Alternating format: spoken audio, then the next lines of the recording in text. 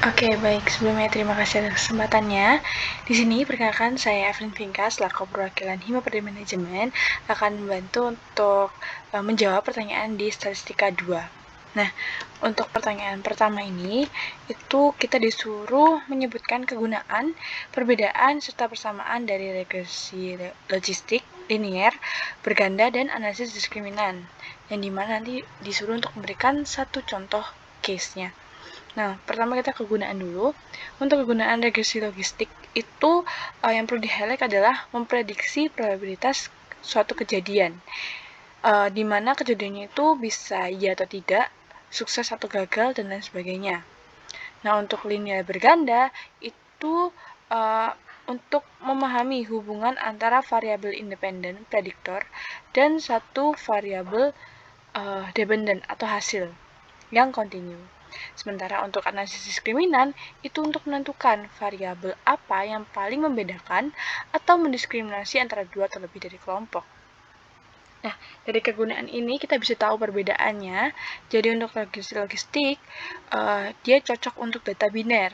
Dan dia itu menghasilkan output berupa probabilitas, di mana keluaran regresi linear ini menjadi probabilitas antara 0 dan 1. Sementara untuk regresi linear berganda, dia cocoknya itu untuk data kontinu dan untuk memprediksi nilai rata-rata dari variabel dependen. Nah, ini memungkinkan kita untuk melihat seberapa kuat sih hubungan antara variabel independen dengan dependennya. Nah, kemudian di analisis diskriminan itu cocok untuk data kategori, di mana ini akan membantu memahami kontribusi relatif dari setiap variabel independen dalam membedakan kelompok. Nah, persamaannya untuk regresi logistik ini mirip dengan regresi linear. Hanya saja di perbedaannya dibatasi antara 0 dan 1. Di logistik itu menggunakan 0 dan 1. Dan untuk persamaan di regresi linear berganda, dia itu menggunakan persamaan linear yang memodelkan hubungan antara variabel independen dan dependen. Terus di analisis diskriminan ini juga menggunakan kombinasi linear dari variabel independen untuk membedakan kelompok. Jadi di sini sama-sama menggunakan persamaan linear di ketiga regresi dan analisis ini.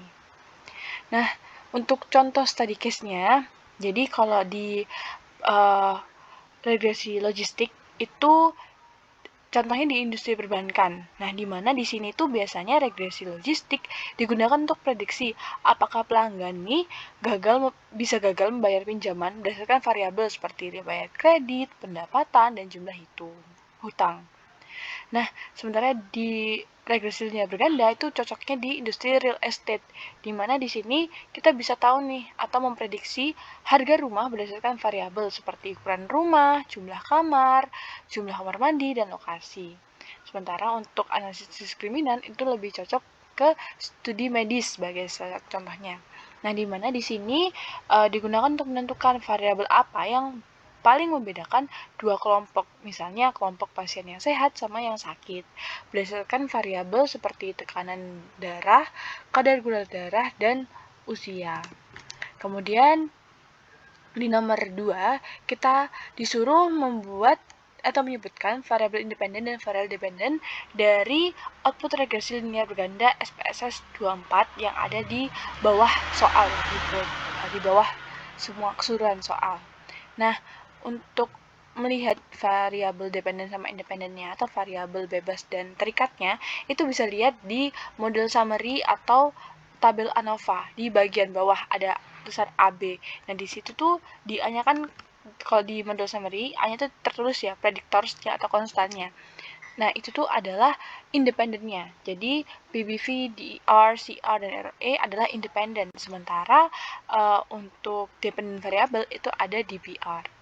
Nah, kemudian di soal nomor 3, kita disuruh untuk membuat kerangka pemikirannya. Karena ini regresi linear berganda, maka kerangka pemikirannya yang pertama pasti mengidentifikasi hubungan antara variabel independen, yakni PBV, DER, CR, dan ROE dengan variabel dependen. Ini kerangka pertama bisa diingat lagi kegunaan dari regresi linear berganda.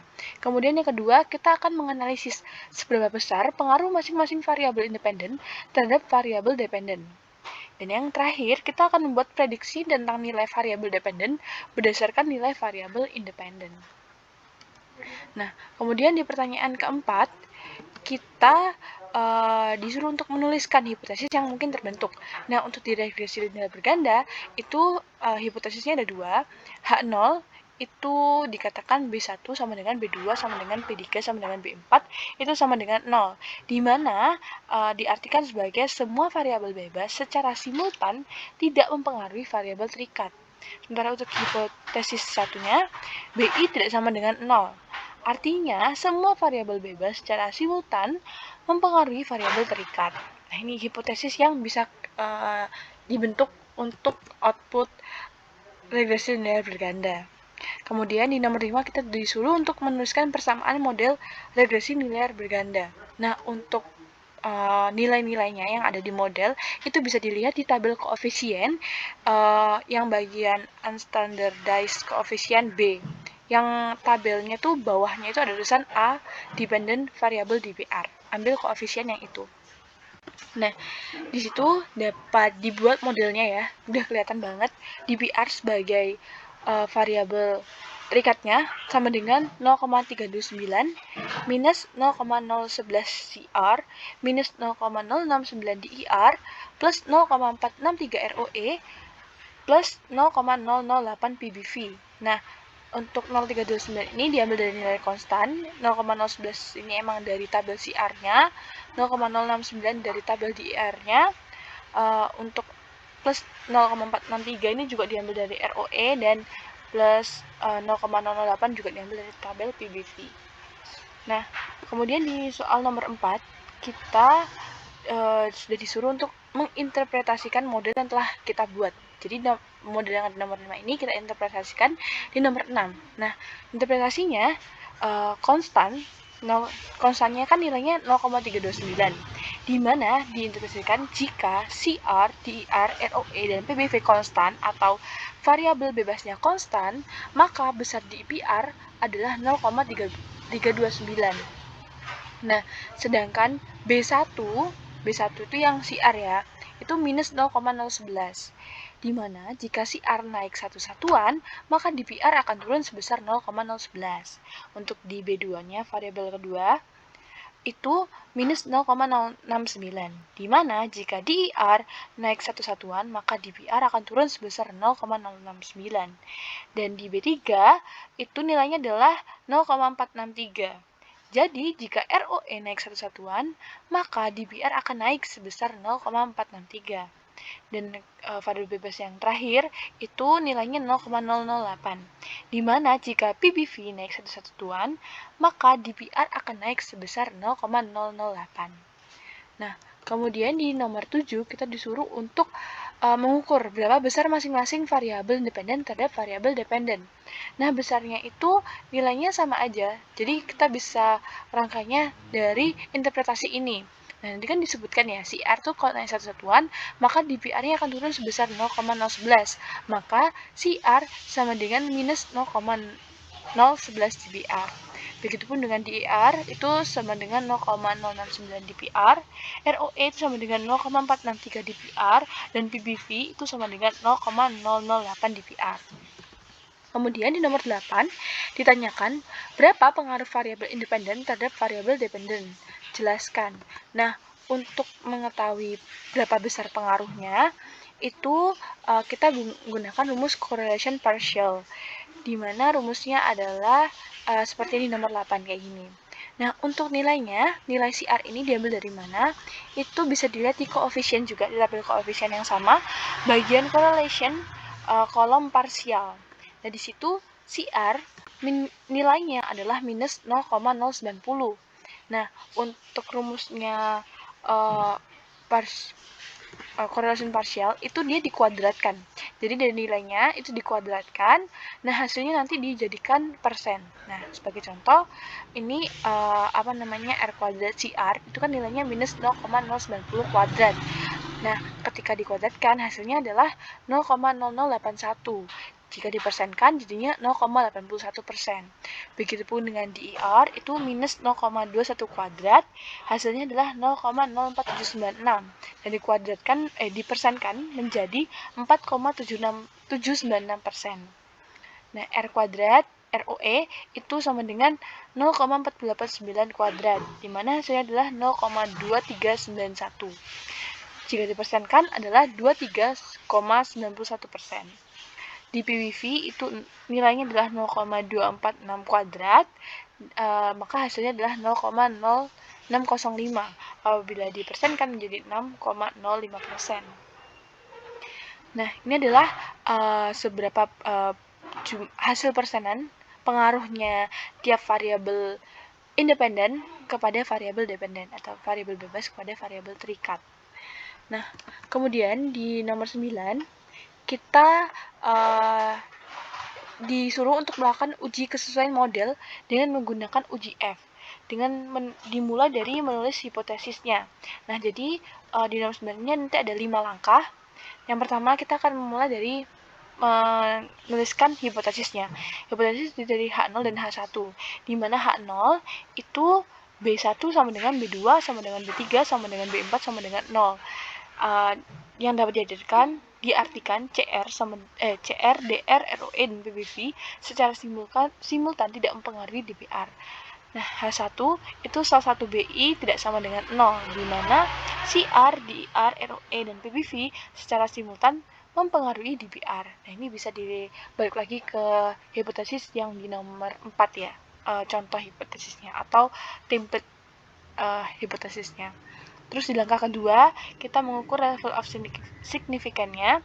Nah, level of significance sendiri itu ada 0,05 dan F tabelnya itu 2,44. Nah, untuk cari F tabel itu bisa dilihat di tabel F 0,05 karena dia pakai level of signifikannya 0,05. Terus dilihat nilai K-nya itu mohon maaf. Yang di sini K-nya itu 4 dan di sininya N-nya itu 140. K itu total variabel bebasnya.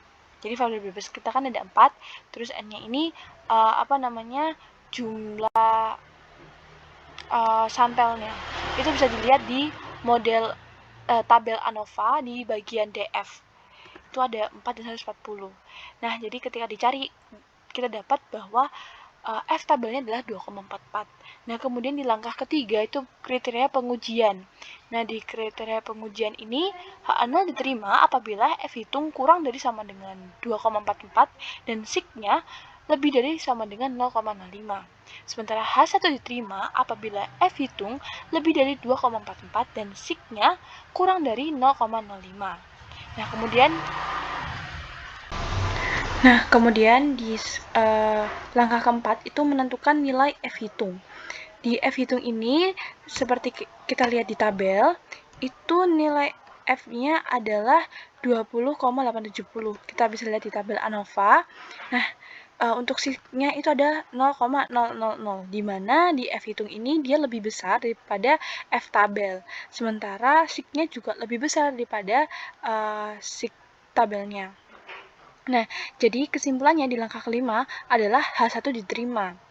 Kesimpulannya jadi dugaan bahwa DPR dipengaruhi oleh CR, DR, ROE, dan PVV itu dapat diterima.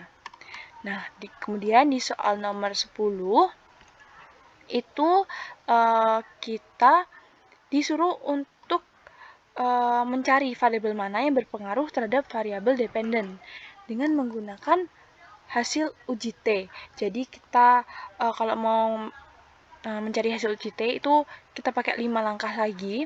Dimulai dari langkah pertama hipotesis. Hipotesisnya H0, BI sama dengan 0, di mana DIR, ROE, dan PBV itu secara parsial tidak mempengaruhi DPR. Sementara di H1, BI tidak sama dengan 0, di mana DIR, ROE, dan PBV secara parsial mempengaruhi DPR. Nah, di langkah kedua, kita lihat level of signifikannya itu 0,05. Terus untuk T tabelnya, itu kita bisa cari di internet, cari yang T 0,025, terus carilah yang N-nya 140. Di situ terlihat bahwa nilai tabel T-nya adalah 1,977. Kemudian di langkah ketiga itu kita mengukur kriteria pengujiannya. Nah, H0 diterima apabila T hitung kurang dari sama dengan 1,977. dan signya lebih dari sama dengan 0,05. H1 diterima apabila T hitung lebih dari 1,977 dan signya kurang dari 0,05. Nah, di langkah keempat, kita menentukan nilai T hitungnya yang dari dulu, di mana T hitungnya ini 2,62.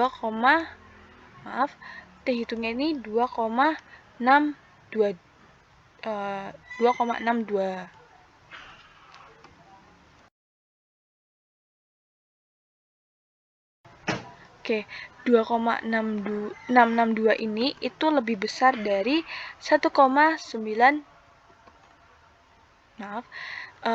lebih dari 1,977, di mana signya itu 0,009 lebih kecil daripada 0,05.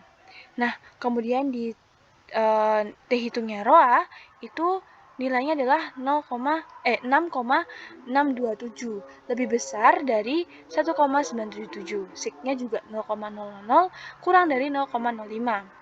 Terus di PBV T hitungnya adalah 2,999, lebih besar daripada 1,977, dan signya itu ada 0,003, lebih kecil daripada 0,05. Nah, dari nilai T hitung 3 variabel ini, jadilah kesimpulan di mana H1 diterima.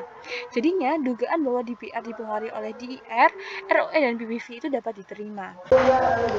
Kemudian kita lanjut di soal nomor 11, itu ditanyakan variabel mana yang paling berpengaruh terhadap variabel dependen. Nah, untuk menjawab pertanyaan nomor 11 ini, kita bisa lihat nih hasil dari nomor 8. Nah, di situ terlihat jelas bahwa ROE memiliki pengaruh paling besar pada DPR, sebesar 23,91%. Maka jawaban di nomor 11 itu adalah ROE, di mana kalau kita melihat dari partial correlation, ROE adalah variabel yang memiliki kontribusi paling besar di antara variabel lain terhadap DPR. Kemudian kalau kita lihat di analisis uji T, ROE juga memiliki pengaruh kepada DPR. Kemudian di soal nomor 12, itu kita ditanyakan syarat parametrik normalitas terpenuhi atau tidak dengan melihat hasil uji Kolmogorov-Smirnov. Nah, kita lihat dulu ke tabel one sample Kolmogorov-Smirnov test. Di situ terlihat bahwa asimsiknya sebesar 0,004, di mana nilai ini itu lebih kecil daripada 0,05, maka distribusinya adalah distribusi tidak normal. Nah, kemudian di soal nomor 13 itu menanyakan syarat parametrik autokorelasi terpenuhi atau tidak dengan melihat hasil uji Durbin-Watson-nya. Nah, di Durbin-Watson ini kita bisa lihat di tabel Durbin-Watson atau di tabel model summary bagian kolom Durbin-Watson. Nah, sebelum menentukan nih nilainya itu kayak gimana, kita perlu lihat K-nya. K itu kan ada 4 ya, ada 4 variabel. Nah, sementara N-nya itu ada 145. Nah, dari K sama N ini kita cari di tabel Durbin-Watson dan terlihat bahwa DL-nya itu adalah 1,6724. Sementara DU-nya adalah 1,7856. Nah, di mana dari sini kita bisa lihat bahwa nilai DU atau 1,7856 itu lebih kecil daripada D, yakni 1,834, dan lebih kecil daripada 4 min DU. Nah, dari sini kita bisa ambil kesimpulan bahwa H0 diterima. Maka di variabel bebas ini tidak terjadi autokorelasi. Begitu. Terus selanjutnya di soal nomor 14 itu menanyakan syarat parametrik heteroskedastisitas terpenuhi atau tidak dengan melihat hasil uji Glatzer-nya.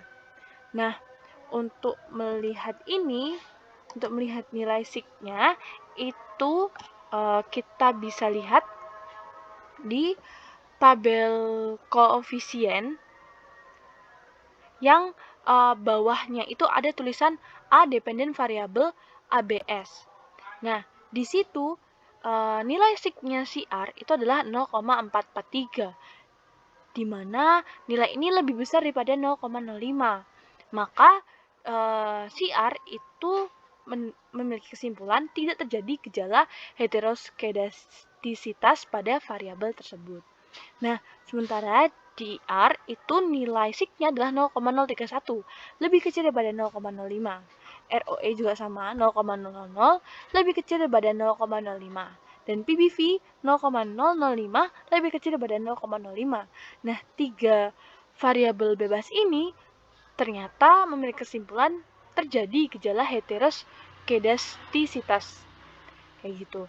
Terus kemudian di nomor 15 itu menanyakan apakah syarat parametrik multikolinearitas terpenuhi atau tidak dengan melihat hasil uji VIF dan toleransinya. Nah, untuk melihat nilai tolerance dan VIF-nya itu balik lagi ke tabel koefisien, tapi yang A keterangan di bawahnya, di bawah tabel itu A dependent variable adalah DPR. Nah, di sini CR itu memiliki tolerance sebesar 0,714, lebih besar daripada 0,10. Dan VIF itu nilainya 1,401, lebih kecil daripada 10. Nah, nilai 0,10 dan 10-nya ini memang udah paten ya, kayak gitu. Terus di nilai toleransi TER itu 0,510, lebih besar daripada 0,10, dan VIF 1,962, lebih kecil daripada 10. Terus ROE juga nilai toleransinya lebih kecil daripada 0,10, sebesar 0,608. Sementara VIF-nya 1,646, lebih kecil daripada 10. Terus PBV toleransinya adalah 0,831, lebih besar daripada 0,10. Sementara VIF-nya nilainya 1,203, lebih kecil daripada 10. Nah, seluruh variabel bebas ini dapat dinyatakan bahwa tidak terjadi multikolinearitas. Kemudian di soal terakhir, soal nomor 16, itu ditanyakan jika salah satu syarat parametrik tidak terpenuhi, efek apa yang akan didapatkan dari model tersebut. Nah, dampaknya kalau salah satu parameter tidak terpenuhi itu yang pertama terjadi bias pada estimasi parameter. Kemudian bisa terjadi ketidakakuratan interval kepercayaan dan uji signifikansi. Kemudian kurangnya keandalan prediksi. Terus ada juga kehilangan efisiensi, dan yang terakhir bisa terjadi potensi kesalahan tipe 1 dan tipe 2. Nah, sekian penjelasan jawaban dari statistika 2. Semoga kita semua lancar dalam menghadapi UTS genap pada tahun ini. Terima kasih.